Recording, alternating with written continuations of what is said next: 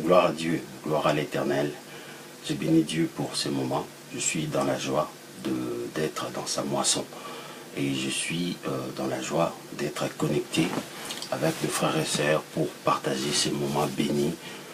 Un moment où on parle de Créateur du ciel et de la terre. Le moment où on parle de notre Rédempteur. On parle de celui qui est notre berger.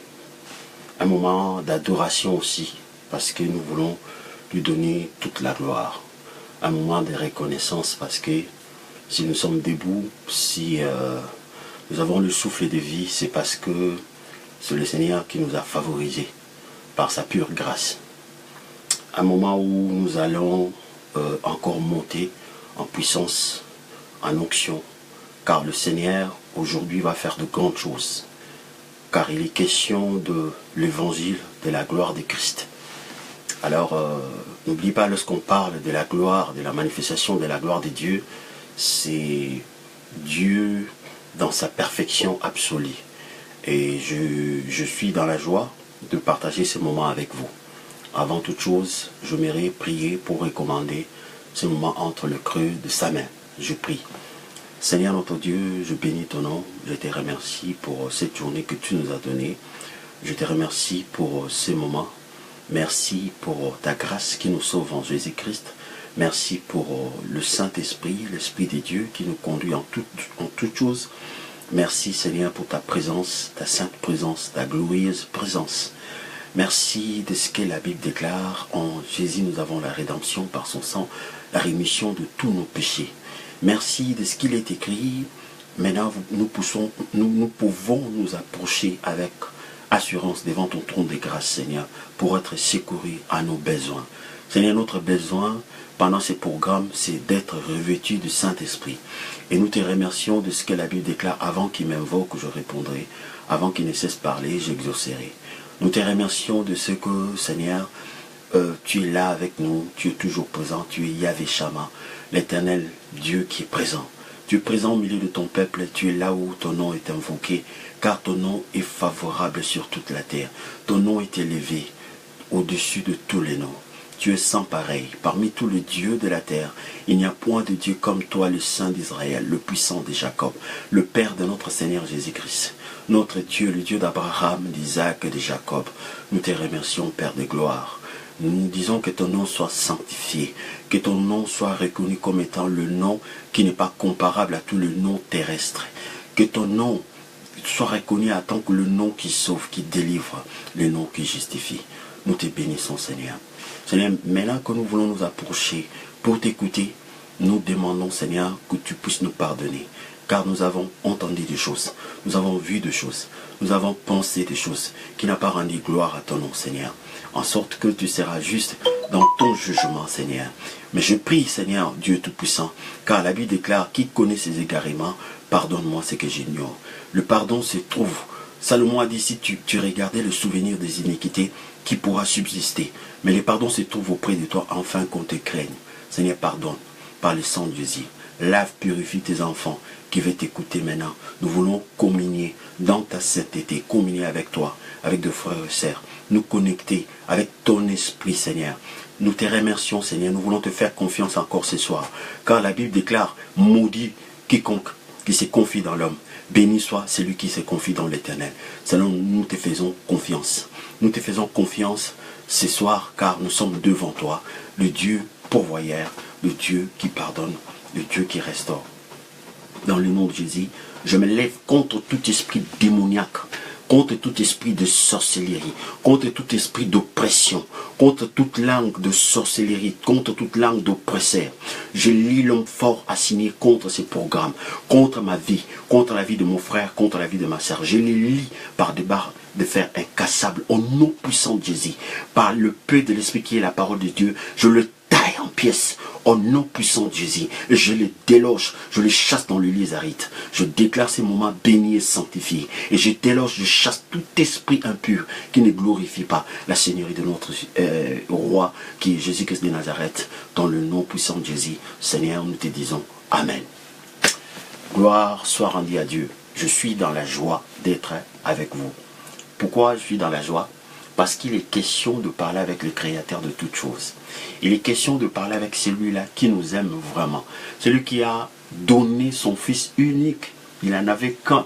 Il a donné pour que nous soyons sauvés. Et nous sommes sauvés. Et nous faisons maintenant partir de gens de sa maison, de sa famille. C'est-à-dire Dieu devenir mon Père.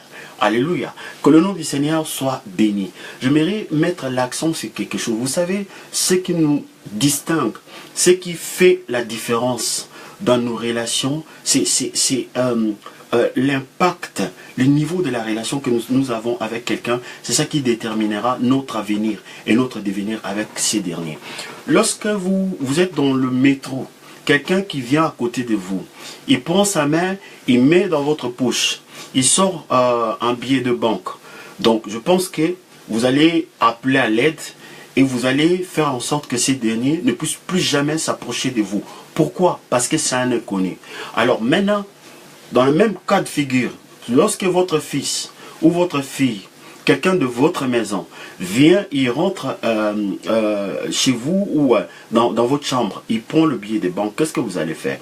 Vous allez veiller à ce que, si c'est votre fils, de parler avec lui, lui montrer comment il peut se comporter et lui donner l'amour, si c'est l'amour qui lui manquait, et d'essayer de comprendre si quelque chose lui manquait pour le mettre à l'aise. Parce que la relation que vous avez avec votre fils, c'est de lui permettre de devenir quelqu'un d'honorable, quelqu'un de respectable. Alors, le Dieu de la Bible aussi, aujourd'hui, il nous a donné une relation. Nous sommes enfants de Dieu. Donc, depuis un certain temps, je suis en train de mettre l'accent sur la relation que Jésus nous a présentée cette fois-ci. La relation entre père et fils. Et cette relation exige certains comportements, mais il n'y a rien que nous pouvons faire aujourd'hui pour devenir le fils de notre papa ou la fille de notre mère. Nous ne pouvons rien faire parce que la chose est comme ça. Parce qu'il n'y a rien que ma mère peut faire aujourd'hui pour ne plus être ma mère. Même si elle est morte, elle restera pour l'éternité ma mère. Donc, son devoir, et moi mon devoir, c'est de l'obéir. Son devoir, c'est de m'apporter tout ce qu'il faut pour que je puisse devenir un homme accompli. Et le Seigneur veille sur ça. Mes chers amis, nous sommes ici pour parler de Jésus-Christ. Parlons de Jésus-Christ. Pourquoi nous parlons de Jésus-Christ? Parce que c'est la personne que le Seigneur veut que le monde puisse connaître. Voilà, car c'est lui que Dieu a envoyé. Et Dieu a envoyé pour 5 raisons que nous allons évoquer aujourd'hui. Alors, cela va nous permettre de peaufiner notre adoration toujours. Parce que nous sommes toujours dans cette perspective d'apprendre de lui pour dépendre de lui. Je vous dis la vérité. Dieu cherche des adorateurs. Un adorateur, c'est celui qui connaît ce que Dieu a besoin de le faire connaître. Voilà. Jésus est venu pour faire connaître le Père. Et quand Jésus est venu dans le monde aujourd'hui, beaucoup de personnes essayent de détourner le regard des enfants de Dieu vers ce qui est essentiel, à savoir la connaissance de Dieu, pour les amener dans le matériel, pour les amener à la bassesse. La Bible dit dans le livre de Jean 17, la Bible nous dit dans le livre de Jean 17, or la vie éternelle, ceux qui te connaissent, toi le véritable Dieu, et Jésus que tu as envoyé. Mes chers amis, je suis ici connecté pour parler de Jésus-Christ de Nazareth. Car c'est lui que le monde devait connaître. C'est lui que des femmes stériles devaient connaître. C'est lui que le roi de la terre devait connaître. C'est lui que tous les hommes, même les hommes mariés, devaient connaître. C'est lui que tous les hommes célibataires, de femmes mariées, tout le monde doit connaître Jésus parce que son salut en dépend. Son avenir en dépend. Car Dieu voit l'humanité par Jésus-Christ. Avant, Dieu voyait l'humanité par Adam. Adam a péché. Peu importe la grâce que le Seigneur peut faire au commun de mortels, d'acquérir l'intelligence, d'avoir l'argent, de faire des enfants. Mais si tout commun de mortels qui ne passe pas par Jésus-Christ, il est séparé avec l'Éternel et sa fin sera catastrophique. C'est pour cela, pour nous, les enfants de Dieu, nous devons mettre Jésus en avant. Jésus doit être toujours au centre de tout ce que nous voulons faire. Au centre même de nos prières, au centre de nos projets. Parce que Jésus de Nazareth nous a rachetés pour que nous soyons ses sujets. Il est notre roi, il est notre sauveur, il est là pour veiller pour nous conduire et il est notre maître. Il nous a envoyés dans la moisson pour perpétuer la connaissance de son nom. Son nom est Dieu Sauveur. Donc Dieu s'est révélé en tant que Sauveur par le Fils pour nous ramener vers lui. Et Dieu aujourd'hui veut une seule chose. Dieu aspire vivre avec l'homme. C'est ça. Dieu aspire vivre avec l'homme. Mais si l'homme n'est pas avec Dieu, tout ce qu'il peut gagner de l'extérieur, ça ne peut que l'éloigner de l'éternel. Ça ne peut que le repousser plus loin de l'éternel. Que ce soit l'argent, que ce soit le mariage, que ce soit la gloire de ce monde. Plus nous avons ces choses, si nous n'avons pas Jésus-Christ de Nazareth, si nous ne développons pas l'enseignement que Jésus nous a donné, nous risquons qu'au dernier jour, que le Seigneur nous pose la question, mais pourquoi tu m'as appelé Seigneur, Seigneur, tu ne faisais pas ma volonté? Alors, le Seigneur nous a dit que Moïse vous avait dit des choses, moi je vous dis. Et à la fin de sa prédication, il a dit que tout ce que je vous ai dit, vous ne pouvez pas le porter. Mais maintenant, restez ici, le Saint-Esprit viendra, il vous conduira dans toutes choses. Je ne cesse de le dire. Ça, c'est la feuille de route. La Bible déclare, tous ceux qui sont conduits par l'Esprit de Dieu sont fils de Dieu. Sont fils de Dieu, tous ceux qui sont conduits par l'Esprit de Dieu. Ils sont conduits car lundi seulement, non. Mardi seulement, non. Mercredi seulement, non. Jeudi seulement, non. Vendredi seulement, non. Et samedi seulement, non. Dimanche seulement pendant le culte, non. Tous les jours. Le Saint-Esprit est venu pour demeurer avec nous. Et le Saint-Esprit, il est Dieu. Il veut que nous puissions l'écouter. Et si aujourd'hui, il y a d'autres exaucements tardent, parce que le Seigneur vient pour composer avec nous. La Bible dit, nous sommes ouvriers avec Dieu. La Bible dit, avec Dieu, nous ferons des exploits. C'est pour cela, il n'y a pas le message qui soit royal comme étant le message qui nous pousse à dépendre de l'Esprit. Parce que Dieu ne conçoit pas que l'homme puisse faire sa vie tout seul. On ne peut pas aller accoucher tout seul. On ne peut pas aller trouver un travail tout seul. On ne peut pas conduire son véhicule tout seul. Parce que tout peut arriver. Ce matin, je suis sorti, j'ai pris la voiture, je rentre, je voulais démarrer la voiture. La voiture ne démarrait pas encore. J'étais obligé maintenant de trouver le garagiste et de faire des choses comme ça. La voiture ne démarrait pas. À un moment donné, j'ai dit, mais moi je crois au miracle. Dieu c'est un Dieu de miracle. Je suis un serviteur de Dieu. Je commence à prier. Je priais pour la voiture et la voiture a démarré comme si de rien n'était. Et pourtant j'étais dans le garage de Mercedes. On m'a demandé des sommes colossales. Maintenant, nous sommes enfants de Dieu. Le Saint-Esprit veut, avant même qu'on puisse franchir le seuil de notre maison, que nous puissions être sûrs que nous sommes en harmonie avec lui. Car si nous vivons, ce n'est plus nous qui vivons. Je l'ai dit, je le répète. Un adorateur, c'est celui qui suit le Saint-Esprit après. C'est celui que le Saint-Esprit montre la voie. C'est celui que le Saint-Esprit enseigne. La Bible dit, je t'instruirai, je te montrerai la voie que tu dois suivre. Alors, ça c'était l'introduction. Tout cela pour nous amener à dépendre de l'Éternel. Voilà, c'est formidable lorsque Dieu est en train de conduire une personne parce que là où Dieu ouvre, personne ne peut fermer. Là où Dieu ferme, personne ne peut ouvrir. Et maintenant Jésus est venu, il ne nous a pas laissés orphelins. Parce que quand Jésus il était avec les disciples pouvaient marcher sur les eaux. Les disciples pouvaient chasser les démons. Les disciples pouvaient manger. Les disciples pouvaient connaître l'Éternel, voir des théophanies, à savoir, c'est-à-dire la manifestation de la gloire de Dieu, voir même Élie apparaître, la nuée apparaître, voir même la colombe apparaître. Pourquoi? Parce que ils étaient avec Jésus-Christ de Nazareth. Quand Jésus maintenant, il est monté au ciel. Avant la venue du Saint-Esprit, ils étaient restés comme orphelins. Mais le Seigneur les a dit, ne bougez pas. Vous allez continuer dans cette perspective de gloire, de voir ce qu'aucun homme sous le soleil ne peut vous montrer. Donc, le Saint-Esprit viendra, c'est-à-dire lui-même Jésus viendra, mais cette fois-ci par son esprit, et je confirmerai toutes les paroles, je vous rappellerai ce que je vous ai dit. Parce que le disciple ne pouvait pas porter l'enseignement de Jésus, parce qu'ils étaient habitués par la notion du mérite. Si je fais ça, le Seigneur fera ça. Si je ne fais pas ça, le Seigneur ne fera pas ça. Et pourtant, les choses ont changé. Après la résurrection de Jésus-Christ de Nazareth, il a dit à ses disciples, maintenant, voici ce que vous allez prêcher. Vous allez prêcher l'adhérence à mon nom. C'est-à-dire, toute personne qui voudra venir adorer Dieu, il va le faire en mon nom. En mon nom, cela veut dire selon les enseignements que je donnais. Car dans d'autres passages, il dit, enseignez-leur à observer ce que je vous ai prescrit.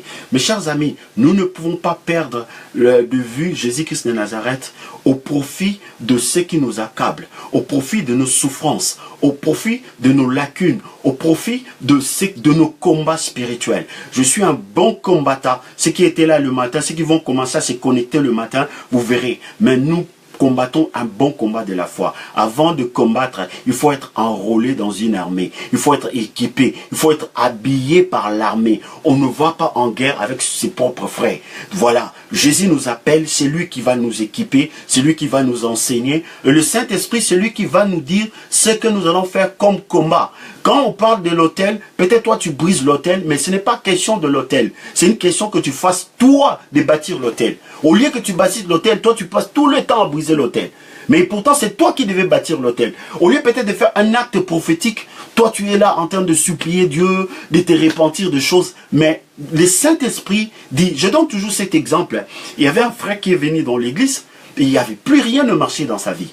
Alors, on a essayé de prier, de chasser les démons, comme on a l'habitude de faire avec véhémence. Rien n'allait, rien ne s'est passé dans sa vie. Alors, le Saint-Esprit m'a dit, dis à cette personne d'envoyer 100 euros à son père. Alors, j'ai dit au frère, j'ai dit, mais comment il va ton père? Ah, tu sais, mon père, lui, il est sorcier, hein. Moi, je ne parle plus avec lui, ce qu'il a fait, à ma mère, ce qu'il a fait. J'ai dit, je suis désolé, mais je vais te dire quelque chose, peut-être ça va t'énerver. Le Seigneur me dit de prendre 100 euros, d'envoyer à ton père. Mais le gars, il était en colère. Il dit, mais comment moi je peux envoyer l'argent à mon père? Tu connais mon père? Dans tous les quartiers, on connaît que c'est un sorcier réputé. Mais comment tu me pousses à envoyer l'argent à mon père? Je lui ai dit, ce n'est pas moi. C'est le Saint-Esprit qui a révélé. Tu le fais quand tu pourras. Si tu le veux, quoi. Ce n'est pas une obligation. Dieu n'oblige personne. Ah, le frère a boudé, il n'a pas accepté de le faire. Je vous dis la vérité, après quelque temps, le Saint-Esprit l'a touché. Il a fait cet acte. Il a un travail jusqu'aujourd'hui. Il a gardé son travail. Jusqu'aujourd'hui, il a une famille stable à cause de la direction de l'Esprit. Maintenant, si je l'ai fait rentrer dans le combat spirituel, vague et comme ça, il arrive, il dit, bon, on va briser les liens, on va briser. Je n'écoute pas le Saint-Esprit. On allait passer peut-être toute une éternité parce que c'est Dieu qui connaît l'homme. C'est Dieu qui connaît toutes les familles. C'est Dieu qui connaît le lendemain.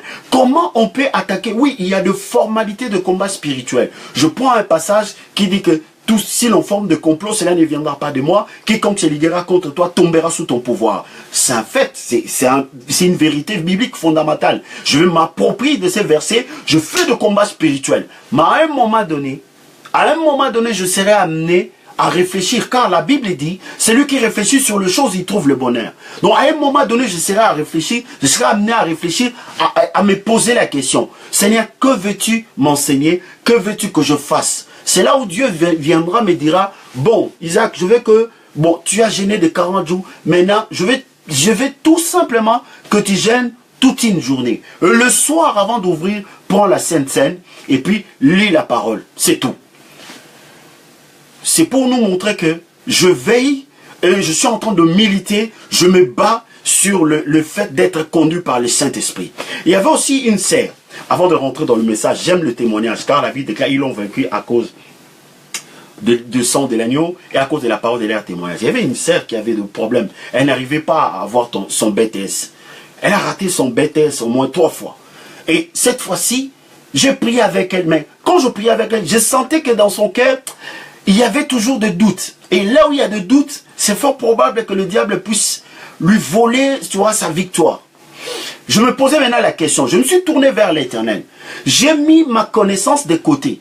J'ai mis ma sainteté de côté. J'ai mis mes quantités de prières, mes stocks de prières de côté. J'ai dit, Seigneur, que veux-tu que je fasse? Dieu m'envoie dans le livre de Nombres. Il me donne la prière où il a dit aux enfants d'Israël, si vous voulez bénir le peuple, si vous voulez que je bénisse le peuple, voici ce que vous allez prononcer. C'est une prière où le rabbin, il les font pendant le mariage, quand ils veulent bénir un endroit. C'est le prière que Yahvé, Hachem, leur a donné. Vous savez que j'ai pris mon portable. Le Saint-Esprit m'a conduit à lui envoyer cette prière. J'ai envoyé que le Seigneur te bénisse, que Dieu fasse luire sa face sur toi. Et quand j'ai fini la prière, j'ai envoyé de mon portable le texto, paf! Quand la sœur a lu la prière comme ça, la foi est entrée. Elle est allée faire l'examen, elle a réussi. Et quand elle m'a appelé, elle dit, mon frère, tu sais, j'étais inquiet. Quand tu m'as envoyé ce texto-là, tout de suite, j'ai su que Dieu allait me soutenir. Mais cette sœur-là ne savait pas que le texte même, Dieu a dit, si vous libérez cette parole au milieu de mon peuple, moi je viendrai, je bénirai ce peuple. Mais j'avais passé, avant que le Saint-Esprit puisse me donner des directives, j'ai passé des semaines à prier, à faire toutes sortes de prières, à briser des liens, à faire des choses. Mais quand je me suis abandonné à l'Esprit, l'Esprit m'a donné juste un verset. J'ai envoyé ce verset. Elle a eu son BTS. Donc nous sommes ici dans la maison de Dieu, là où Jésus vit et règne, là où le Saint-Esprit, il est le patron, il dit ce que nous devons faire. Il y a de prières de formalité que nous faisons, mais il y a de moments, la Bible dit, celui qui réfléchit sur les choses, il trouve le bonheur. Nous avons vu la vie de David. David, c'était quelqu'un qui interrogeait beaucoup le Seigneur. Quand il était devant un fait accompli, il posait la question à l'Éternel. Seigneur, que veux-tu que je fasse? Tu veux que je monte ou Mais Dieu, quand lui disait monte, tu vas sortir vainqueur, il s'est levé, il allait et il était vainqueur. Et nous restons toujours dans cette perspective parce que l'esprit de David, c'est le Saint-Esprit qui nous conduit, c'est l'esprit de Christ qui est avec nous ce soir. Ce soir, mes chers amis, j'aimerais vous parler de l'évangile de la gloire de Christ. Alléluia. Avant de commencer notre partage, je vous invite dans le livre de 2 Corinthiens 4. 2 Corinthiens 4. Voilà, 2 Corinthiens 4. La Bible dit, je lis au nom de Jésus, à partir du verset 3, « Si notre évangile est encore voilé, il est voilé pour ceux qui périssent, pour les incrédules dont le Dieu de ces siècles a aveuglé l'intelligence, afin qu'ils ne voient pas briller la splendeur de l'évangile de la gloire de Christ, qui est l'image de Dieu. » Nous ne nous prêchons pas nous-mêmes. C'est Jésus-Christ le Seigneur que nous prêchons et nous disons vos serviteurs à cause de Jésus. Que Dieu puisse bénir sa parole, qui puisse oindre sa parole. Ce n'est pas moi qui l'ai dit ici. L'apôtre Paul dit, nous ne nous prêchons pas nous-mêmes. Nous prêchons Christ. Si je viens dans ta vie, peu importe le nombre des hôtels, le nombre de déceptions que tu as eu, le nombre de divorces, le nombre de l'argent qu'on t'a volé, le nombre de l'argent que tu as perdu, le nombre de CV que tu as envoyés sans trouver de travail, le nombre de maris qui t'ont abandonné, le nombre le niveau de la méchanceté, de racisme qui monte dans le monde. La Bible dit, nous ne prêchons pas, nous ne nous prêchons pas nous-mêmes, nous prêchons Christ. Alléluia. Nous prêchons Christ. Lorsque j'arrive, je suis devant un président de la République, il a besoin de Christ. Lorsque je suis devant un sans-papier, il a besoin de Christ. Lorsque je suis devant un Indien, il a besoin de Christ. Lorsque je suis devant les habitants de Bamako, ils ont besoin de Christ. L'évangile, c'est l'évangile de Christ. Ça parle de celui que Dieu devait envoyer. L'évangile, on ne doit pas accentuer sur la malédiction familiale. On ne doit pas accentuer sur les hôtels démoniaques. Cela ne changera absolument rien parce que nous le voyons. Les gens qui sont dans ces choses-là, ils tournent toujours en rond. C'est pour cela l'apôtre disait que nous prêchons Christ. Nous prêchons Christ. Alors, je vais prendre encore un autre verset qui va accompagner. Après, je vous parlerai de 5 choses que nous devons retenir pour essayer de comprendre l'évangile de la gloire de Christ. Prenons nos Bibles dans le livre de 2 Corinthiens. 1 Corinthiens 2. Écoutez ce que l'apôtre Paul a dit. Écoutez très bien ce que l'apôtre Paul a dit. 1 Corinthiens 2, je commence au premier verset. Pour moi, frère, lorsque je suis allé chez vous, ce n'est pas avec une supériorité de langage ou de sagesse que je suis allé vous annoncer les témoignages de Dieu. Car je m'arrête là. Les témoignages de Dieu, cela veut dire ce que Dieu a réalisé. Car le témoignage de Dieu est plus grand que le témoignage des hommes. Ici, l'apôtre dit, j'étais parti vous annoncer le témoignage de Dieu. J'étais parti témoigner ce que Dieu a réalisé. Je n'étais pas venu parce qu'il y avait des femmes qui ont divorcé 20 fois. Il y avait des gens qui n'ont pas de papier. Parce qu'il y a des gens que les démons étaient en train d'étrangler la nuit. C'est pour cela je devais maintenant me servir de l'évangile pour les faire délivrer de là. Écoutez-moi, s'il y a de personnages, s'il y a des esprits qui obéissent à la parole de Dieu, premièrement, c'est des démons. La Bible déclare que le diable obéit à la parole de Dieu et il tremble. Ici, l'apôtre Paul dit, j'étais parti vous annoncer le témoignage de Dieu. C'est-à-dire, quand un prédicateur prend la parole devant l'auditoire, il parle de ce que Dieu a réalisé. Parce que Dieu ne peut pas prendre en charge les gens qui sont dans l'auditoire, qui ne savent pas qui il est et qu'est-ce qu'il a réalisé pour eux. Qu'est-ce qu'ils vont faire ensemble? Parce que Dieu le dit pour que les gens qui l'écoutent puissent comprendre que Dieu l'a fait pour eux. Une fois qu'ils ils vont comprendre que Dieu a réalisé toutes ces choses pour moi. ils vont devenir des adorateurs. C'est sur la base de ce que Dieu a fait que nous l'adorons, que nous l'aimons. Si Dieu nous a aimés le premier, il a envoyé son Fils. C'est ça le témoignage de Dieu. C'est ça le témoignage. C'est ça que l'apôtre Paul disait. Alors je continue au verset 2, il dit, car je n'ai pas eu la pensée de savoir parmi vous autre chose que Jésus-Christ crucifié. Écoutez-moi mes chers amis. L'apôtre dit, quand je suis arrivé chez vous, je n'ai pas eu la pensée de savoir où il y a les gens qui sont mariés, qui cherchent le mariage, qui cherchent le travail. Ce sont des besoins. Ce sont des besoins. Oui, le Seigneur, c'est juste à cause de ça que le Seigneur veut premièrement que le royaume de Dieu soit prêché. Parce qu'il dit, une fois que le royaume de Dieu, on va chercher le royaume. Mais toutes ces choses-là, il nous donnera par-dessus. Un don, ce n'est pas quelque chose qu'on demande. Un don, c'est quelque chose qu'on donne gratuitement, mes chers amis. Dans le livre de 1 Corinthiens 2, il dit que quand je suis arrivé parmi vous, il n'a pas cherché à savoir autre chose que Christ. Parce que l'auditoire qu'il écoutait, c'était de personnes que le Seigneur a disposées pour les amener dans son royaume, dans sa maison, pour que ces derniers fassent partie de la famille de Dieu. Vous qui m'écoutez, Dieu veut que, à partir d'aujourd'hui, que vous fassiez partie de son royaume, de sa famille. C'est pour ça que l'apôtre dit que quand je suis allé parmi vous, je n'ai pas cherché à savoir autre chose que Jésus-Christ crucifié. Moi-même, j'étais auprès de vous dans un état de faiblesse et de crainte et de grands tremblements. Je vais m'arrêter là un peu. L'apôtre lui-même, il avait ses propres problèmes. C'est comme moi qui vous prêchais là, j'ai mes propres problèmes. J'ai mes propres factures à payer. Mais le problème, c'est que ce n'est pas pour mes factures. Ce n'est pas pour vos factures. C'est pour le témoignage de Dieu que je suis devant vous. C'est pour que Dieu puisse se faire connaître. Une fois que Dieu va se faire connaître, il va attester la véracité de ce qu'il a accompli pour vous. Le jour où vous allez comprendre que la croix était un fait vraiment pour vous. Jésus est mort vraiment pour vous. Je vous dis la vérité.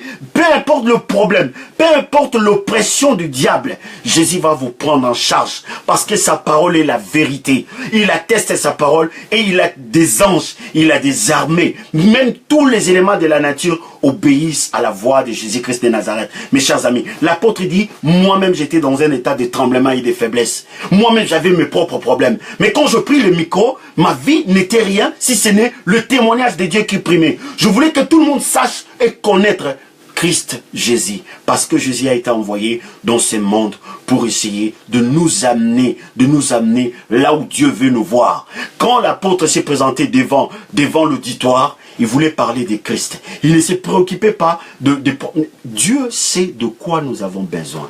C'est pour cela la Bible déclare, cherchez premièrement son royaume. Et Dieu a résolu cette fois-ci nous donner pour que nous puissions conserver, pour que nous puissions garder, pour que nous puissions profiter de ça, pour que la bénédiction de l'Éternel s'enrichit, ne se suit d'aucun chagrin.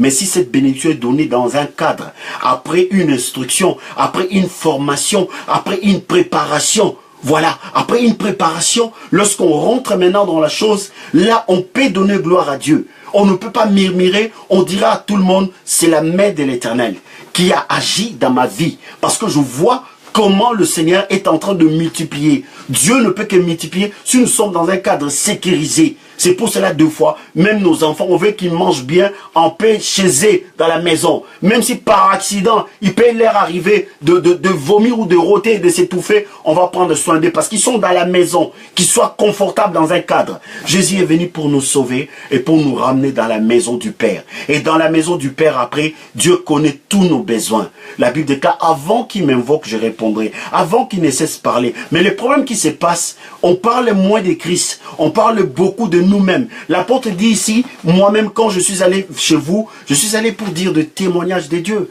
Moi-même j'avais mes problèmes, mais ma prédication ne reposait pas sur le discours persuasif de la sagesse, mais sur la puissance et la démonstration de Dieu. Dieu ne peut pas démontrer ou affirmer sa parole lorsque nous parlons des hôtels, ta famille, ceci, cela. Mais qu'est-ce que la famille de Dieu a, la famille des autres a à faire devant les témoignages de Dieu? Mais Dieu savait que la famille, il y a des liens. Dieu sait que tous ceux qui ne sont pas avec Jésus-Christ, il n'y a que le diable qui règne. Car Dieu s'est séparé avec l'homme. Il dit, tous son péchés sont privés de la gloire de Dieu.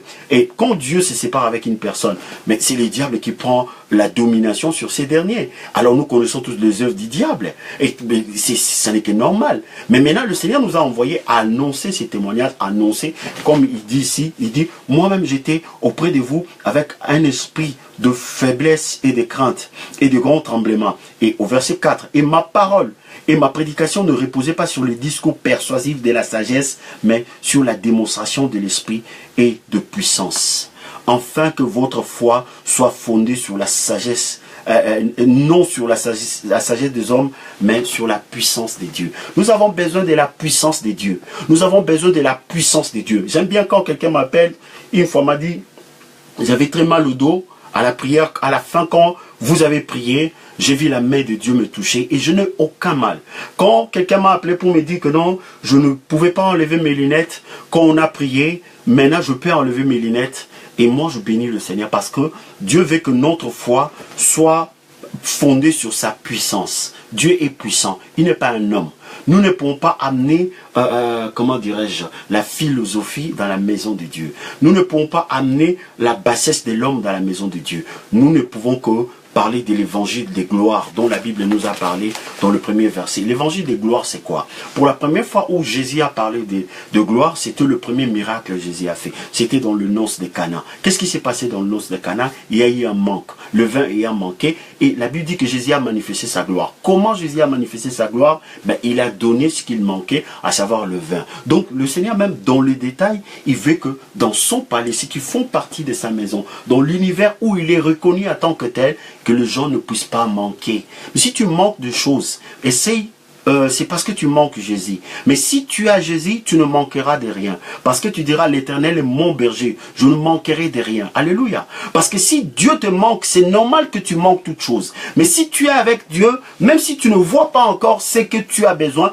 tu peux dire que l'Éternel est mon berger, je ne manquerai de rien. Tu ne manqueras de rien parce que tu es conduit. Mais si tu n'es pas conduit, si tu es conduit, quelqu'un te fait voir ta famille, le niveau de tes études, ton comportement, Dieu peut changer le comportement. Il dit dans le livre d'Ézéchiel, j'ôterai le cœur de pierre. Je suis en train d'insister sur la prise en charge des dieux. Je ne veux pas qu'on puisse donner un évangile ringard de religieux, où on t'appelle à la philosophie, où on t'appelle à la notion du mérite. Mais dans ces textes, l'apôtre ne dit pas ça. L'apôtre dit, moi-même quand je suis allé vers vous, pour vous annoncer l'évangile, je ne parlais pas d'autre chose que des témoignages des dieux. Mes chers amis, sous le soleil, Dieu a fait quelque chose pour le commun des mortels. Qu'est-ce que Dieu a fait? Premièrement, Dieu les a sauvés. Dieu a envoyé son Fils pour nous sauver. Pourquoi nous sauver? Parce qu'on a hérité le péché de par Adam et Dieu a condamné l'humanité entière. La Bible déclare tous son péché et ils sont privés de la gloire de Dieu. Si Dieu te prive de ta gloire, de sa gloire, cela veut dire que direction tout de suite.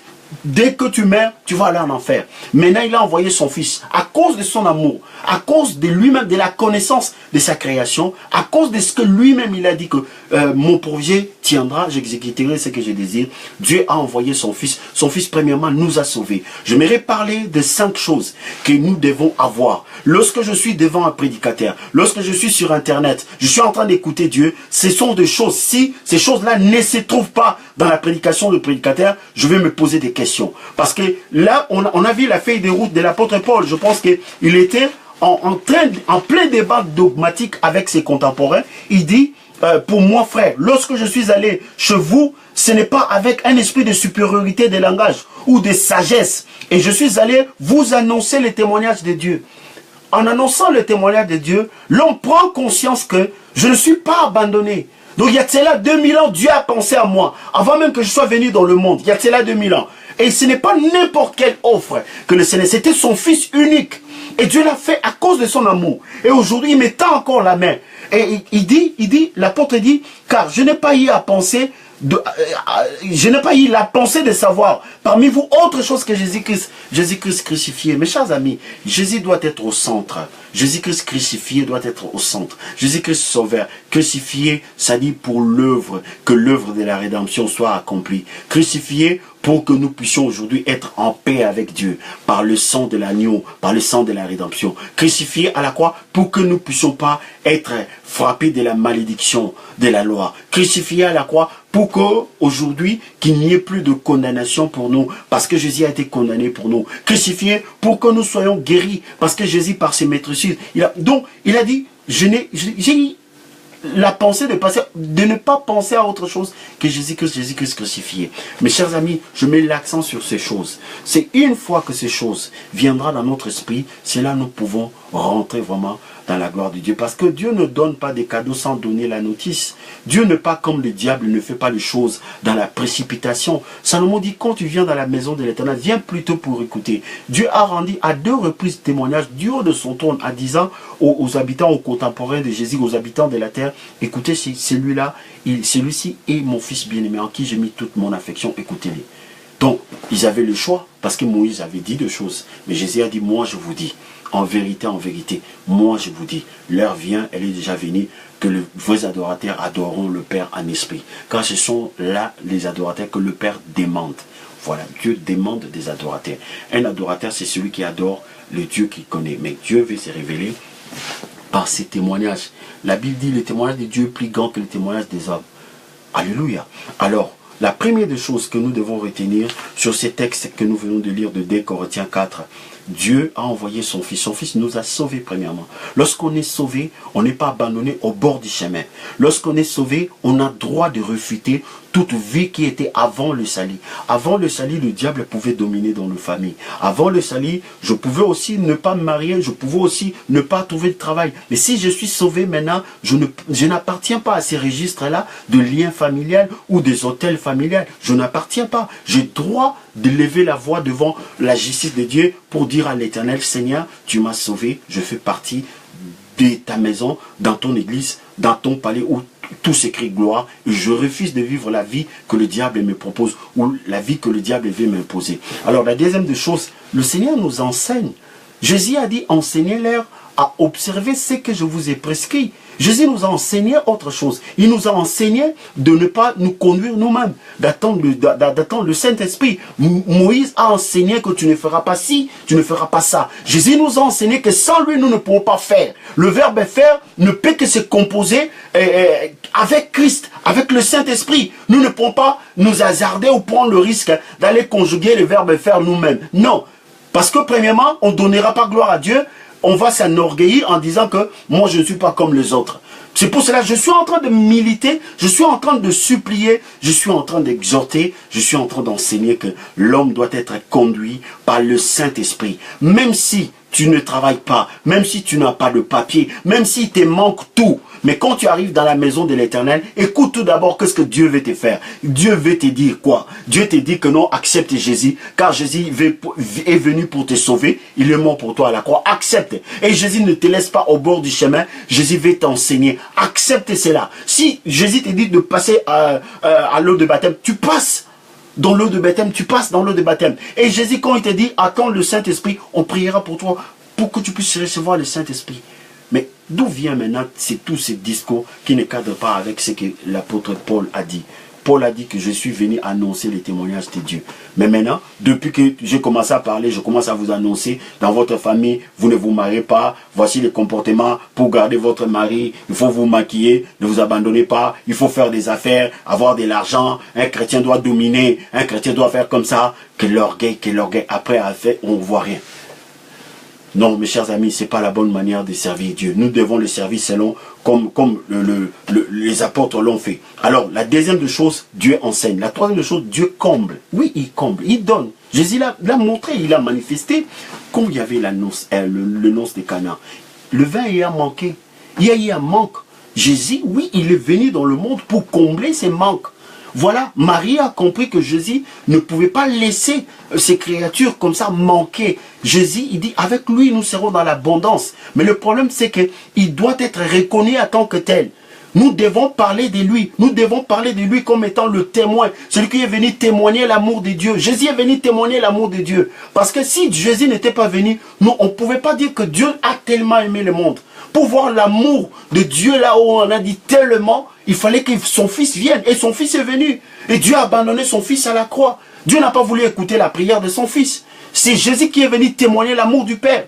Et lui aussi, il nous a témoigné son amour. Il faut parler de ça. Une fois que l'amour de Dieu sera bien défini dans notre esprit. Mais je vous dis la vérité, nous pourrons maintenant composer. Vous savez, nous sommes fiancés. Nous sommes comme l'épouse de Jésus-Christ qui est l'époux. Quelle femme acceptera de faire un enfant avec un homme qui ne l'aime pas?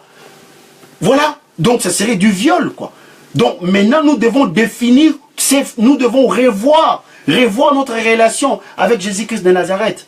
Donc, l'amour de Dieu nous a été présenté. Nous devons accepter cet amour. C'est au nom de cet amour-là qu'on doit commencer à avancer avec le Seigneur. On doit chasser les démons parce que Jésus nous a aimés. Il a témoigné cet amour. Nous avons accepté son amour. Et l'apôtre parle des témoignages de Dieu. Nous pouvons témoigner que Dieu nous aime par la venue de Christ. Et nous allons prendre beaucoup de temps à parler de ça, que prendre beaucoup de temps à parler de nos échecs, de nos divorces, de prendre beaucoup de temps à parler des liens familiaux. Ça nous amène nulle part. On tourne en rond après, il n'y a pas la splendeur, l'évangile de gloire, l'évangile qui comble. Dieu comble nos vides. Et quatrième point, j'avais dit que Dieu a accompli, il a tout accompli. Toutes les promesses de la Bible, et oui et amen en Jésus-Christ. C'est-à-dire aujourd'hui, lorsqu'on dit, bon, on va prier, je peux prier Seigneur, je te remercie de ce que la Bible dit dans le livre d'Ésaïe 53, verset 5, par tes maîtresures nous sommes guéris. Je te remercie de ce que cette parole s'est accomplie dans ma vie, parce que cette parole s'est accomplie à la croix en Jésus-Christ. Seigneur, merci de ce que ta parole est la vérité. Donc je peux le dire. Pourquoi? Parce que Jésus a tout accompli à la croix. Il a accompli ce que l'homme ne pouvait pas accomplir. S'il a accompli, c'est vraiment pour nous amener à la perfection. C'est en cela que la Bible déclare par une seule offrande, il a amené à la perfection pour toujours. Maintenant, lorsqu'un prédicateur il vient te montrer ta bassesse, comment tu n'arrives pas à marcher bien, non, c'est Dieu qui produit en nous le vouloir et le faire selon son bon plaisir. Ce sont des espèces de gourous, ce sont des espèces de voleurs qui viennent pour essayer de manipuler. C'est de la manipulation, la philosophie, cette notion du mérite. Parce que Jésus a dit, sans lui, nous ne pouvons rien faire. Donc Jésus est en train de souffler le chaud et le froid. En même temps, on me dit que sans Jésus, je ne peux rien faire. En même temps, on me dit, fais-le toi-même. Non, mes chers amis, il faut dire la vérité. Jésus a accompli des choses pour moi. Maintenant, la question qui se pose, comment je vais rentrer dans ces choses? Donc, cinquième point, Jésus nous accompagne. Dieu ne conçoit pas que l'homme puisse vivre tout seul. Pour la première fois, quand Dieu a délivré les enfants d'Israël, quand ils sont arrivés dans le désert, avant même de commencer à penser terre promise, avant de commencer à penser manne, Dieu a dit aux enfants d'Israël, il dit à Moïse de construire les tabernacles. Lui, il voulait habiter au milieu de son peuple. Habiter au milieu de son peuple pour les conduire dans la gloire. Avec Dieu, nous ferons des exploits. Donc, Dieu ne voit pas des exploits dans ta vie s'il n'est pas avec toi. Il faut que celui-là qui te parle des autels, qui te parle de malédiction, qui te parle de tes péchés, il faut qu'il te parle aussi de Dieu, que Dieu a dit, là où le péché abonde, la grâce surabonde. Il faut le dire, là où le péché abonde, la grâce surabonde. J'avais un pasteur ici, tous les pasteurs l'ont rejeté parce qu'il y a des gens qui peut-être par hypocrisie, bon, par éducation, ils sont fidèles à leur femme. Et ces pasteurs-là, il était quelqu'un qui était beaucoup combattu. Parce que ceux qui prêchent vraiment Jésus sont combattus. Mais ceux qui mettent des jougs dans la vie des gens ne sont pas combattus. La société les aime. On dit ça, c'est un homme pieux. Il marche comme ça, il parle consciencieusement. Mais dans la plupart des cas, ce sont de fions. Bon, excusez-moi, j'allais dire filous. Ce sont de filous. Donc, ce sont des hypocrites. Mais le pasteur là, lui, il avait un verset qui disait, là où le péché abonde, la grâce surabonde. Si tu me dis, parce qu'il y a des autels dans ma famille, c'est pour cela que je n'arrive pas à me parler, j'ai un verset, une bonne voix pour toi. Là où le péché abonde, la grâce surabonde. À partir de ce soir, si peut-être on t'accuse que tu ne t'es marié pas, parce que tu étais auparavant prostitué, dis que là où le péché abonde, la grâce surabonde. Cette parole est la vérité aussi. Celui qui a dit, tu ne commettras pas l'adultère. C'est lui aussi qui a dit, là où le péché abonde, la grâce surabonde. Et la Bible dit, examinez toutes choses, retenez ce qui est bon. Mais si tu trouves que ça c'est bon pour toi, là où le péché abonde, la grâce surabonde. Dis, je vais me marier. Là où le péché abonde, la grâce surabonde. Si on dit que dans ta famille, il y a des liens maléfiques, il y a des autels, parce que vous êtes trop sale, la main de l'Éternel n'est pas courte pour vous sauver, et ni son oreille pour entendre vos prières, parce que vous êtes rentrés. Dites, là où le péché abonde, la grâce surabonde. Pourquoi vous ne parlez pas de la grâce de Dieu? Pourquoi vous ne parlez pas des témoignages de Dieu? Pourquoi vous prenez la bassesse pour essayer de détruire ceux qui vous écoutent? Pourquoi? Pourquoi? Dans quelle intention? Parce que Jésus a été venu pour sauver. C'est Dieu sauveur, son travail. Là où le péché abonde, la grâce surabonde. Vous savez, quand quelque chose ça surabonde, ça veut dire quoi? Allez regarder ça dans le dictionnaire. Là où le péché abonde, la grâce surabonde. Les gens disent, c'est là la manière dont elle marche. Elle va même pas se marier. Elle fait ci, elle fait ça. Oui, le péché abonde dans sa vie. Mais j'ai une bonne nouvelle pour vous. Là où le péché abonde, la grâce surabonde. C'est pas vous qui avez envoyé Adam pour pécher. Adam a péché et vous avez hérité gratuitement. Et Dieu a l'intention ce soir de vous délivrer gratuitement. Dis aux gens qui vous accusent, là où le péché abonde, la grâce surabonde. Là où le péché abonde, la grâce surabonde. Maintenant, quand la grâce de Dieu surabonde, qu'est-ce qui peut enlever la grâce de Dieu dans ta vie? Les autels? Parce que les autels font abonder le péché. La prostitution fait abonder le péché. L'impudicité fait abonder le péché. Maintenant, quand on dit la grâce surabonde, qu'est-ce que la grâce de Dieu peut faire? La grâce délivre, la grâce sanctifie, la grâce enseigne, la grâce conduit. Si on dirait dans votre famille, vous avez beaucoup de sortes des amulettes, des choses comme ça, répondez, là où le péché abonde, la grâce surabonde. Et je vous dis, ce pasteur-là que je suis en train de parler, il était tellement combattu. Les gens qui prêchent Jésus-Christ, ils seront combattus. C'est pour cela, j'ai vu des combats cette semaine, mais laisse tomber. Les combats, après un moment donné, j'étais fatigué. J'avais dit, bon, je pense que je vais arrêter l'œuvre, hein, rester tranquille. Mais le Saint-Esprit m'a dit, tant que tu ne te mettras pas debout, Goliath ne sera pas par terre. Pour que Goliath soit par terre, il faut qu'il y ait de petits David qui ne vont pas regarder la taille de l'adversité, la taille de l'ennemi, le nombre de divorces, le nombre des échecs. Ils vont regarder Christ. Lorsqu'on a Christ, toutes choses sont devenues nouvelles. Les choses anciennes sont passées.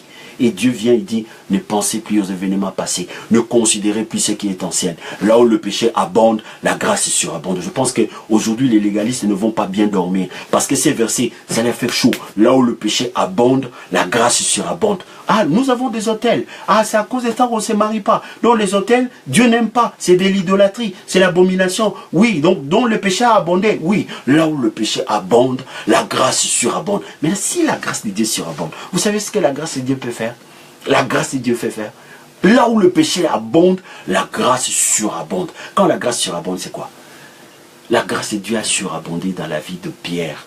La grâce de Dieu a surabondé dans la vie de Lazare qui dormait déjà, qui était mort. Il ne pouvait même pas confesser ses péchés. Il ne pouvait même pas prier. Il ne pouvait pas intercéder. Il était mort. C'était fini pour lui. Mais quand la grâce surabonde, la grâce de Dieu peut aller loin, au-delà de nos pensées. C'est ce que la Bible dit. Dieu nous exauce au-delà de nos pensées. C'est pour cela il faut aimer les gens qui parlent des témoignages de Dieu. Parce que Dieu ne pas réduit dans la notion du mérite. Là où le péché abonde, la grâce surabonde. Lazare, il était mort. C'était fini pour Lazare. Je pense qu'avant sa mort, il y avait des gens tout autour de lui. Mon frère, confesse tes péchés, confesse tes péchés. Mais quand celui qui a fait surabonder la grâce est arrivé, les gens ne comprenaient pas, ne savaient pas qui était Jésus. Déjà, il dit, mais Seigneur, si tu étais ici, notre frère Lazare n'allait pas mourir. Maintenant, toi, tu n'étais pas là. Maintenant, c'est fini. Il a commencé à se décomposer. Parce qu'il porte le corps mortel, le corps qui ne sera pas racheté. Parce que quand le Seigneur viendra, on portera des corps incorruptibles. Là où le péché abonde, la grâce surabonde. La grâce de Dieu a surabondé dans le monde. Le monde où il y avait des gens qui disaient, crucifiez-les, crucifiez-les. Et il y avait d'autres personnes, il dit, mais Pilate, il dit, mais attendez, c'est celui qui a multiplié le pain, non? Il vous a guéri. Mais les gens ont montré la méchanceté. Malgré cela, la grâce a surabondé. Le Seigneur a dit, oui, j'irai quand même jusqu'à la croix pour mourir pour eux. Là où le péché abonde, la grâce surabonde. Tout le pays était pour qu'on puisse les crucifier. Personne ne croyait, personne n'intercédait. Mais là où le péché abonde, la grâce surabonde. Et quand la grâce de Dieu surabonde, c'est la croix, c'est la perfection, c'est l'ascension, c'est la venue du Saint-Esprit, c'est la repentance, c'est le fruit de l'Esprit, c'est les dons de l'Esprit, c'est les paroles en langue. Rabasakamara koroshende, randa baba baba, koromarasaka. Ces jours-là, Pierre, dans la maison de Corneille, il a vu de païens, le mangeur de porc, des incirconcis. Et parce que Pierre, il était circoncis le 8e jour, en train de parler en langue. Parce que la grâce de Dieu a surabondé la maison de Corneille. Et les gens ont commencé à parler. Rabasakamara koreaba shende. Seigneur, nous te louons parce que tu es un Dieu merveilleux. Pierre a dit, eh! Donc Dieu est merveilleux même dans les nations. Oui, dans les nations. Dans les nations païennes. Oui, dans les nations païennes. Oui, dans les nations païennes. Oui, dans les nations païennes. Là où le péché abonde, la grâce surabonde. Là où le péché abonde, on va créer une danse par rapport à ça. Là où le péché abonde, la grâce surabonde. Les gens disent, oh non, si on parle de la grâce, les gens vont commencer à se comporter n'importe comment. La grâce vient, te délivre, t'instruit, te donne l'intelligence, te lave, Dieu te présente devant les gens. Et il te donne la haine du péché. C'est ça la grâce. La grâce, c'est parce qu'on te donne l'autorisation de faire du mal. Mais moi, je ne comprends pas les gens des fois. Toi, tu t'es séparé avec le mal. Et quand tu vois d'autres personnes qui commettent ou l'adultère, les choses comme ça, t'es aigri. Mais c'est quoi cette affaire-là? Donc, c'est quoi? Tu regrettes le péché? C'est ton héritage? Tu veux pas que d'autres personnes en touchent ou quoi? Qu'est-ce qui se passe? Parce que normalement, toi qui es un enfant de Dieu, quand les hommes sont en train de pécher, il faut pleurer dans ton cœur parce qu'ils sont en train de rentrer dans la destruction. Ils vont en affaire. Tu ne peux pas te mettre en colère contre eux. Tu dois par contre intercéder, investir de ton être par l'intercession pour qu'ils soient sauvés. Parce que la Bible déclare, Dieu veut que tout le monde soit sauvé, qu'il parvienne à la connaissance de la vérité. Et Dieu ne veut pas la mort d'un pécheur.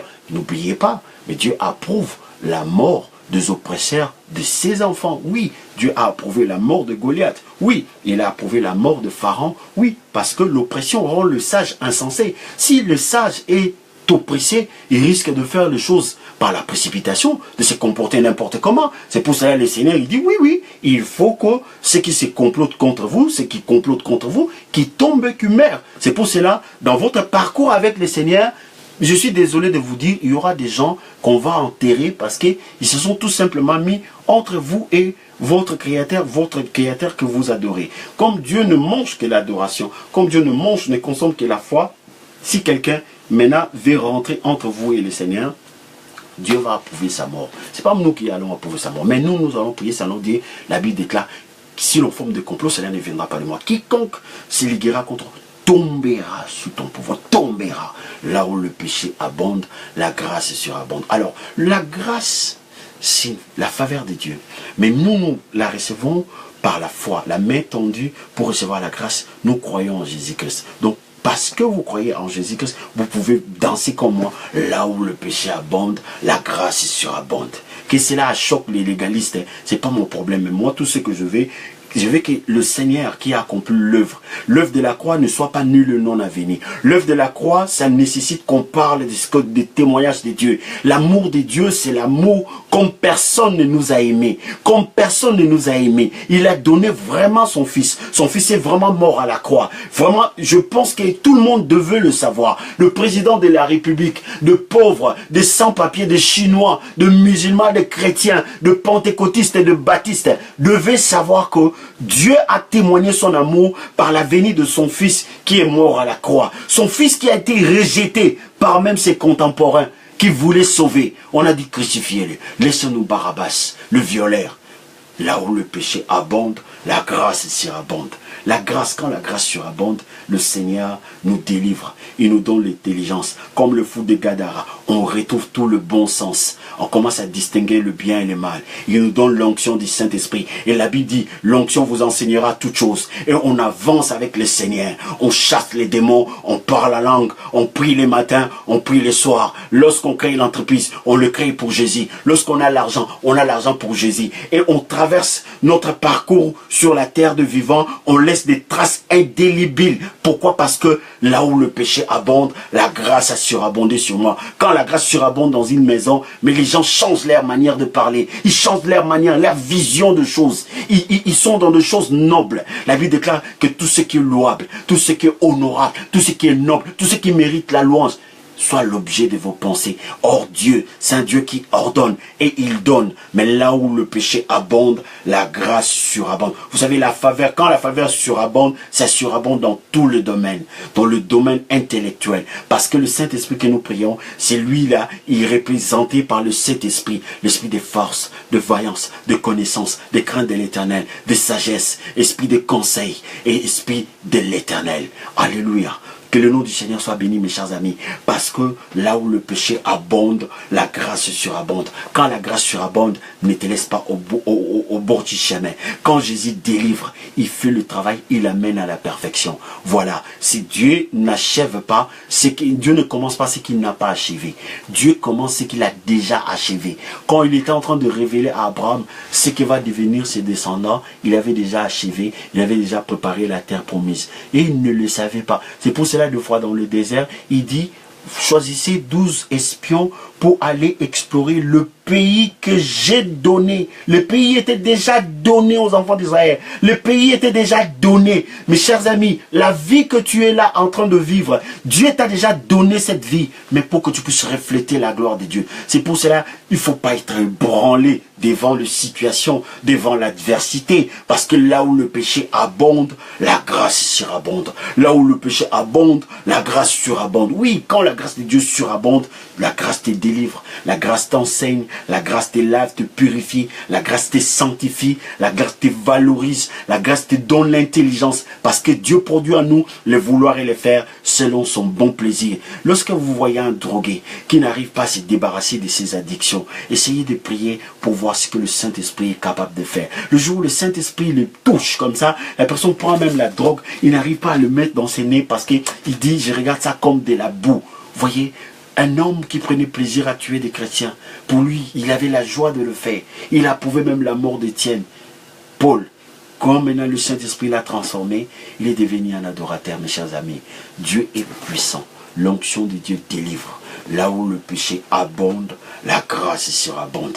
Tu me parles de péché qui abondent dans ma famille, des hôtels, des liens, des divorces, des choses. Mais parce que ces choses-là perdurent, parce qu'on ne m'a pas parlé de là où le péché abonde, la grâce surabonde. Et les jours où je comprendrai que là où le péché abonde, la grâce... On va créer une danse par rapport à ça. Là où le péché abonde, la grâce surabonde. Je vais mettre de la musique tout à l'heure pour essayer de préparer cette danse. Là où le péché abonde, la grâce surabonde. Là où le péché... La grâce, c'est quoi? Les gens pensent que lorsqu'on parle de la grâce, la grâce, c'est pas n'importe quoi. C'est la main de l'Éternel qui secourt une personne, qui délivre une personne, qui enlève le cœur de pierre, le cœur qui poussait dans l'impudicité, le cœur qui poussait dans le vol, le cœur qui pousse dans le mensonge, pour donner un cœur de chair. Et dans le cœur de chair, il grave sa parole. Et la personne, il dit, celui qui est sous l'abri du Très-Haut repose à l'ombre du Tout-Puissant. Parce que là où le péché abonde, la grâce surabonde. Allez apprendre la grâce surabonde. La grâce de Dieu, c'est quoi? C'est la faveur. Dieu est en train de favoriser quelqu'un dans ce qui... Jésus a dit, mais je viendrai. Le Saint-Esprit vous conduira. La grâce te conduit. Nous sommes conduits par la grâce de Dieu. Nous sommes conduits par l'Esprit de Dieu. Ce n'est qu'une faveur. Dieu nous a favorisés pour être dans son royaume. Ce n'est qu'une faveur.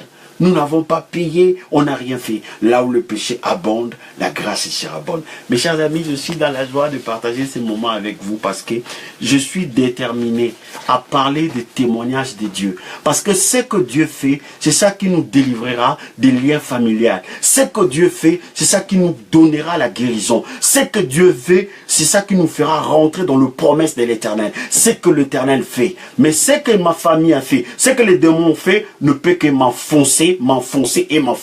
C'est pour cela, préparez cette danse. Là où le péché abonde, la grâce surabonde. Et quand la grâce surabonde, on est comme le fou de Gadara. Je vais vous raconter une histoire. Cet homme fou de Gadara, cet homme a conduit sa vie. Il faisait tout ce qu'il pouvait lui rapporter, des démons, 3 démons, 4 démons, jusqu'à ce qu'il en a collecté même des légions de démons. Jusqu'à ce que ces démons l'ont dépossédé de la société. Il commençait à vivre dans nos montagnes, il se métruait, il vivait bizarrement. Et la grâce de Dieu a surabondé là où le péché avait abondé. Sa famille l'avait rejeté. Personne ne pouvait l'accueillir parce qu'il ne pouvait pas comprendre les gens. Les gens ne pouvaient pas le comprendre. Mais quand la grâce a surabondé dans sa vie, vous savez quoi? Les démons sont partis. Il a retrouvé tout son bon sens. Et le Seigneur lui a dit quoi? Il dit, va chez toi, rentre dans ta famille, va dire ce que l'Éternel a fait pour toi, comment il a eu pitié de toi. Parce que tout le monde savait que toi là, avec tout ce que tu as fait, à comment tu as marché, avec tous les démons que tu as ramassés, tu mérites de finir comme ça. Mais Dieu t'a regardé, il a eu pitié de toi en disant, là où le péché abonde, la grâce surabonde. Là où le péché abonde, la grâce surabonde. Il ne faut pas avoir honte de la grâce. C'est la faveur de Dieu qui vient. Pourquoi le diable veut que je puisse faire des choses pour échouer moi-même? Mais Jésus ne le veut pas. Jésus dit, le Saint-Esprit vous conduira. Maintenant, vous vous conduirez pas vous-même pour finir comme de Judas, comme de Caïn, comme vous allez vous conduire par le Saint-Esprit. Le Saint-Esprit vous conduira. Et quand le Saint-Esprit conduit, il conduit dans la bonté, dans la patience, dans la foi, dans la bénité. Mais quand vous vous conduisez vous-même, le fruit de la chair, c'est quoi? C'est l'impudicité, le vol, le mensonge, l'orgueil, des choses de rivalité, des choses bizarres qui ne rentreront pas dans le royaume de Dieu. Mais lorsque vous êtes conduit par le Saint-Esprit, ça veut dire que Dieu vous a favorisé et vous pouvez danser comme moi. Là où le péché abonde, la grâce surabonde. Là où le péché abonde, je veux que Paris aujourd'hui, qu'ils puissent savoir que là où le péché abonde, la grâce surabonde. Même si la franc-maçonnerie ici dans ces pays, même si les rosicruciens sont là, même si les marabouts sont là, oh le péché dans ces pays, pays d'Illuminati, là où le péché abonde, la grâce surabonde. Mes chers amis, j'ai une bonne nouvelle pour vous. Ce soir, la grâce de Dieu surabonde dans ces pays. Est-ce que tu veux rentrer dans ce que Dieu est en train de faire surabonder dans ta vie, à savoir la grâce de l'Éternel?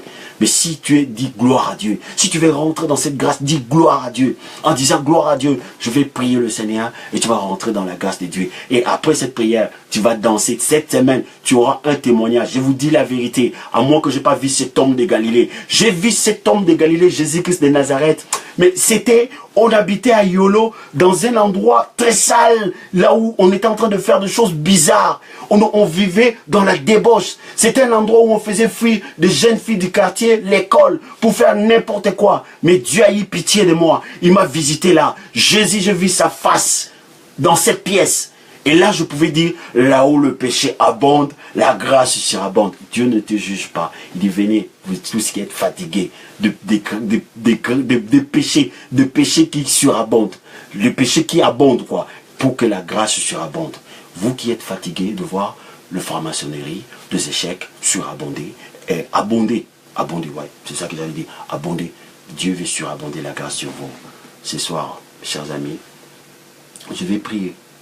Je vais prier pour que le Seigneur étende sa puissante main. Parce que Dieu ne parle pas en vain. Il veut que son nom soit au centre. Il veut que les témoignages de ce qu'il a réalisé pour vous, et que vous puissiez le prendre en compte. Il y a un fait. Jésus est mort à la croix. Il est venu au nom de l'amour du Père. C'est en cela que la Bible dit, Dieu a tellement aimé le monde. Il a donné son Fils. Le don de son Fils témoigne son amour. La manière dont son fils a été abandonné à la croix, a crié Eli, Eli, lama sabachthani. Cela veut dire que Dieu l'a abandonné pour que vous et moi, que ce soir, la grâce de Dieu puisse surabonder dans nos vies. Et ça va se passer maintenant. La Bible dit c'est maintenant le temps favorable. C'est aujourd'hui le jour du salut. Le Seigneur est là aujourd'hui. Il est Yahvé Shama. Il est dans ta pièce, dans ta maison. Il veut commencer une nouvelle vie avec toi. Il veut que le Saint-Esprit puisse te conduire. Oui, le Saint-Esprit. Car ceux qui sont conduits par l'Esprit de Dieu sont fils de Dieu. Voilà. Sont fils de Dieu, ceux qui sont conduits par le Saint-Esprit. Voilà. C'est ce que la Bible déclare. Je vais prier le Seigneur. Ouvrez vos cœurs. Parce que le Seigneur va nous prendre en charge. Va faire surabonder sa grâce à nous. Le fou des Gadara n'avait pas intercédé, mes chers amis. Il ne priait pas. Il était violent. Par contre, il agressait les gens. Mais la grâce de Dieu, si la grâce de Dieu a surabondé dans la vie de ces fous des Gadara, celui qui est allé flirter avec l'ésotérisme, le maraboutage, je ne sais pas quoi, l'occultisme, pour ramasser de milliers de démons, à combien plus forte raison, nous qui sommes connectés pour son nom, pour sa gloire, pour pour rentrer dans ce qu'il a accompli pour nous, pour l'élever ce soir. À combien plus forte raison? Nous qui l'adorons, nous qui disons que Jésus est Seigneur, car la Bible déclare, personne ne peut dire que Jésus est Seigneur si ce n'est par le Saint-Esprit. Je vous invite à la prière.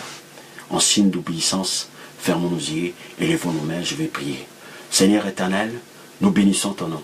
Tu nous as donné ta parole et nous avons écouté ta parole. Tu nous as dit que ton serviteur parlait de tes témoignages, ce que tu as réalisé pour nous. À savoir, tu as donné ton Fils unique, le seul Fils que tu avais, pour que nous nous soyons sauvés. Et la Bible dit là où le péché abonde, la grâce surabonde. Seigneur, nous te supplions, au nom de Jésus.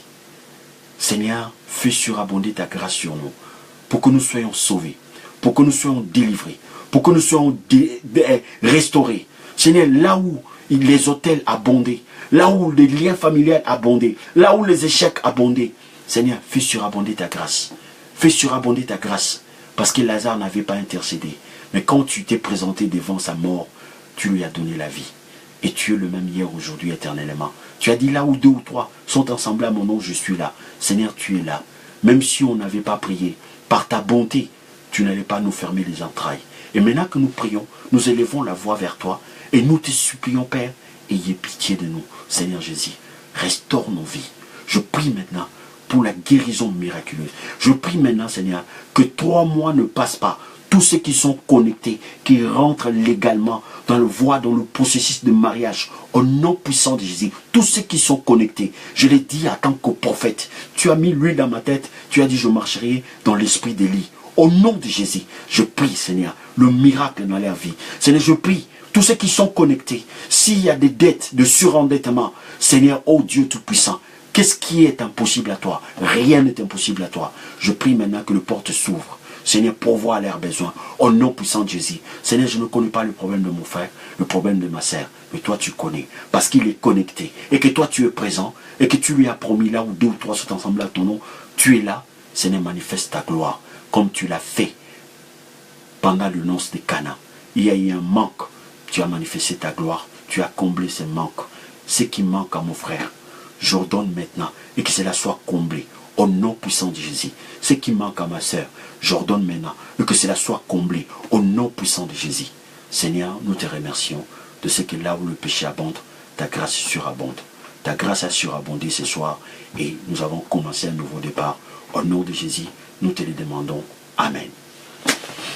Gloire soit rendue à Dieu et puis nous nous donnons notre rendez-vous à 4 h du matin pour notre intercession. Que le Seigneur vous bénisse abondamment. Là où le péché abonde, la grâce surabonde. Mettez la musique de louange et dansez cette danse avec moi. Là où le péché abonde, la grâce surabonde. Que le Seigneur vous bénisse abondamment. Bonne nuit, que Dieu vous donne un sommeil doux et réparateur. La Bible dit, il donne à ses bien-aimés pendant leur sommeil. Soyez bénis. Bye bye.